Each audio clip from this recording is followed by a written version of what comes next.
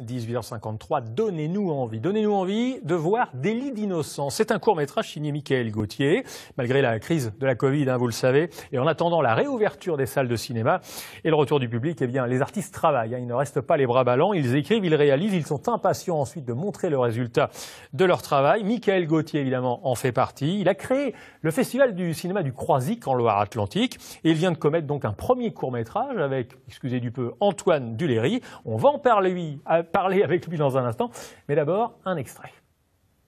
T'étais où? Réponds, qu'est-ce que tu foutais? T'apprenais tes conneries, c'est ça? Jacques, arrête. Mais pourquoi tu veux que je m'arrête, hein? Comment il va gagner sa vie, là? Vous en rendez compte devant tout le monde? Allez, j'ai fait un bon lapin à la moutarde. Est-ce que tu crois que tous les acteurs sont des incapables? Pas ceux qui ont du talent. Qu'est-ce que t'en sais si j'ai du talent ou pas?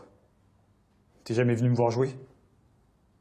Maman, papy, Mathieu, eux, ils sont venus me voir. Bon allez, passez-moi vos assiettes. Écoute Vincent, t'as presque 30 ans et t'es toujours à la maison parce que t'es incapable de te payer un toit avec tes rêves à la con. Tu crois que c'est comme ça que tu vas être heureux? Ah, parce que t'es heureux, toi? Avec ta petite vie de patron pêcheur? Et maman, tu crois qu'elle est heureuse, maman? Juste parce que tu gagnes bien ta vie?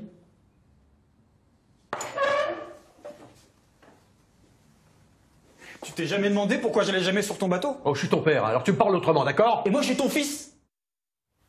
Voilà, grosse ambiance dans ce repas de famille. En duplex de Paris, donc comme promis, Michael Gauthier, bonsoir. Bonsoir. C'est vous qui avez réalisé ce premier court-métrage, Délit d'innocence. On l'a compris, c'est une famille. Visiblement, les rapports père-fils sont un petit peu tendus. Qu'est-ce que vous avez voulu raconter? Il y a beaucoup de thèmes dans le film, mais j'ai surtout voulu montrer ce qui se passe dans une famille lorsqu'un secret éclate. Les secrets de famille, on en a tous. Et là, j'ai vraiment insisté sur cette relation père-fils, avec ce fils qui, à presque 30 ans, est encore sous le toit paternel. Le père qui aimerait que le fils reprenne le bateau, lui, il décide d'être comédien. Donc, il y a une grosse incompréhension. Ils sont très tendus depuis des années et un jour, un secret va surgir et le père va découvrir surtout que tout le monde est au courant. D'accord, et pas lui. Bon, on va pas raconter la suite, la suite ce sera à découvrir, bien sûr. Ça fait 15 ans que vous dirigez, Michael, le Festival de cinéma du Croisic, de la page à l'image.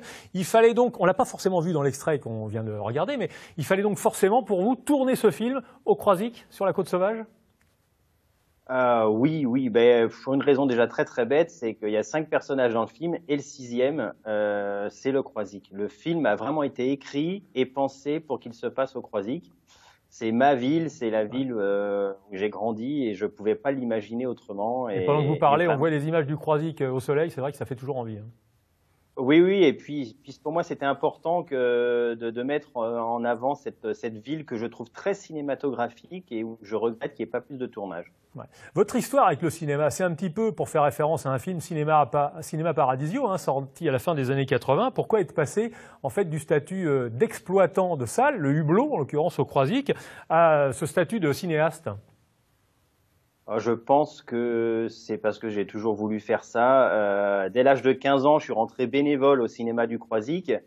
J'ai jamais pu faire d'école de cinéma, d'études de cinéma. Je me suis retrouvé effectivement exploitant pendant 18 ans. Et mon activité professionnelle m'a confirmé, en recevant des équipes de films, que c'était ce que je voulais faire, être comédien, réalisateur. Je pense que depuis que j'ai 15 ans, c'est ce que je veux faire vraiment depuis toujours, oui. Alors le Croisic comme acteur, un des acteurs principaux du film, mais également Antoine Duléry, Marie Bunel ou encore Didier Flamand, des acteurs de renom. Vous les aviez sans doute croisés sur votre festival. Ils ont été faciles ou pas à convaincre?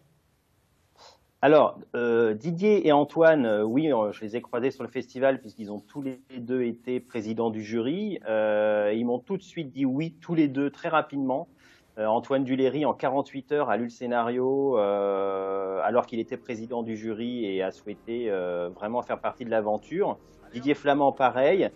Et Marie Bunel, par contre, c'est une comédienne que je ne connaissais pas. Alors, bien sûr, je connaissais l'artiste. Mais c'est Didier Flamand et Antoine Duléry qui m'ont conseillé de faire appel à elle, ouais. Bon. Faire un film, même un court-métrage, ça coûte cher. Comment avez-vous trouvé l'argent? Un producteur a tout de suite dit banco ou au contraire, il a fallu aller gratter euro après euro de quoi payer ce film? Alors, je crois que je suis passé par toutes les étapes possibles lorsqu'on essaye de monter ce genre de projet. J'ai eu un producteur très intéressé pendant 1 an et demi, et puis il a lâché en cours de route. Et donc, je suis passé par l'autoproduction et la contribution participative. Donc ça, c'est très en vogue. On fait appel au public qui participe, qui donne des sommes d'argent sur un site internet. Et ensuite, je me suis autoproduit en montant ma petite boîte de production. Et j'ai eu la chance aussi d'avoir des grands artistes qui ont participé financièrement au financement du film, dont Patrice Lecomte, la famille Chabrol ou encore Guillaume de Tonquédec. On va dire un mot de Patrice Lecomte et Claude Chabrol dans un instant, mais juste un dernier mot sur votre film avant de parler du festival. Où est-ce qu'on peut le voir ? Alors pour le moment, nulle part. Vous l'avez dit tout à l'heure, les cinémas et les festivals sont fermés.